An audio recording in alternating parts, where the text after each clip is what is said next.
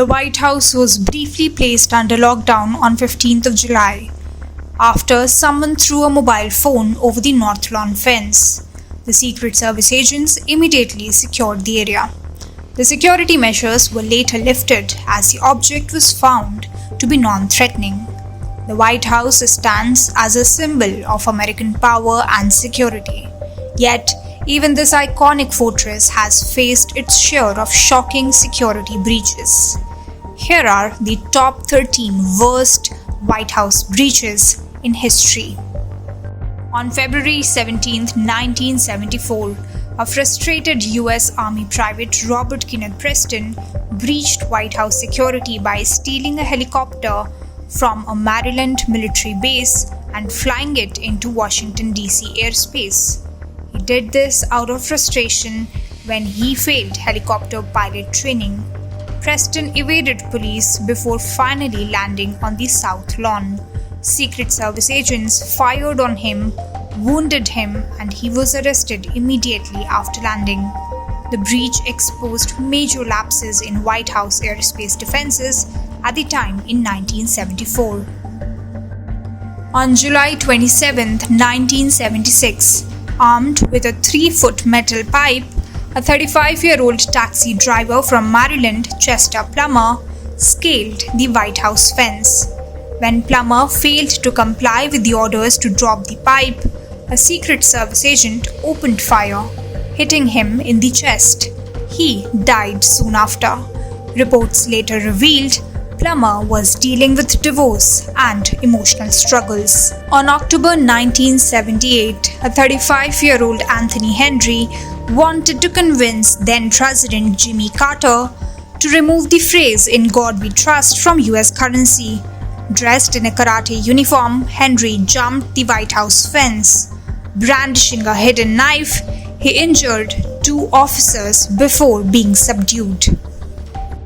In another incident just hours before Ronald Reagan's second inauguration in 1985, a 45-year-old water meter reader from Denver, Robert, walked into the White House undetected and wandered the halls for about 15 minutes. He was apprehended by Secret Service agents. Robert was not armed.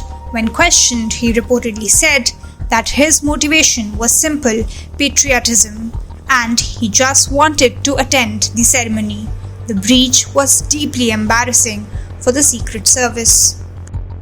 In September 1994, a 38-year-old truck driver, Frank Corder, was intoxicated. He stole an aircraft from airport in Maryland. He walked onto the airfield and found the keys in the plane. He then flew the stolen aircraft towards Washington, D.C., ultimately crashing it onto the White House South Lawn. The plane hit a wall just below President Clinton's bedroom, and Corder died in the crash. President Bill Clinton and his family were not in the White House at the time. In October 1994, an Army veteran, Francisco Martin Duran, opened fire with a rifle, unleashing at least 29 shots at the White House, while President Clinton watched football inside. Bystanders subdued him as he tried to reload. He later claimed that he was trying to quote-unquote save the world from an alien mist. He was sentenced to 40 years for attempted assassination. In another case, Robert Pickett, a former accountant with the Internal Revenue Service who had been fired from his job in 1988 because of incompetence, fired shots outside the White House in February 2001. This sparked a 10-minute standoff. President Bush was not harmed. Pickett, who had a history with depression, was shot in the knee and he was wounded. In January 2005, at 55 years old, Lowell Timmers parked his van near the White House and threatened to blow it up in protest over his son-in-law's deportation. This led to a tense 4-hour standoff. Timmers surrendered and pleaded guilty. In November 2009, a Virginian couple and reality TV personalities, the Salahis, bypassed security and gate-crashed the White House estate dinner for then Indian Prime Minister Manmohan Singh. The couple mingled with top officials and guests before their scheme was discovered. The couple's presence was only discovered when they posted photos posing with President Obama on social media. In November 2011, a 21-year-old unemployed man, Ramiro Hernandez, from Idaho fired at least 8 rounds into the White House from a parked car, damaging the building. President Obama was away. Hernandez was apprehended a few days later. Hernandez reportedly shot bullets because he was obsessed with Obama, whom he believed to be an antichrist. Investigators found that Hernandez was suffering from mental health issues, including paranoia. In yet another episode in White House security breach, Omar Z Gonzalez, an Iraq war veteran suffering from post-traumatic stress disorder, breached White House security in September 2014. Gonzalez scaled the north fence and reached the east room before being subdued.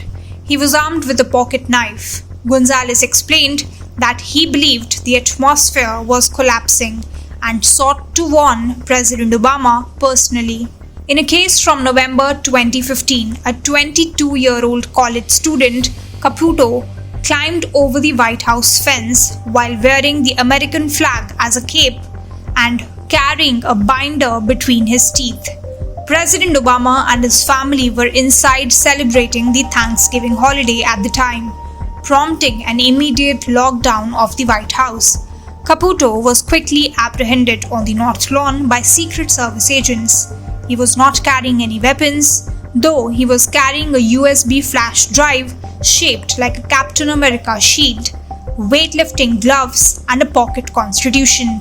He also left behind a note with friends indicating that he may not return. In March 2017, Jonathan Tran, a 26-year-old Californian, managed to make his way onto the south lawn of the White House grounds. He spent over 17 minutes roaming the grounds before Secret Service agents apprehended him.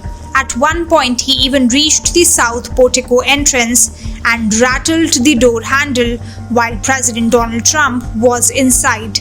Tran was carrying 2 cans of mace, a passport, a laptop, and one of President Trump's books. He told authorities that he was a friend of the president.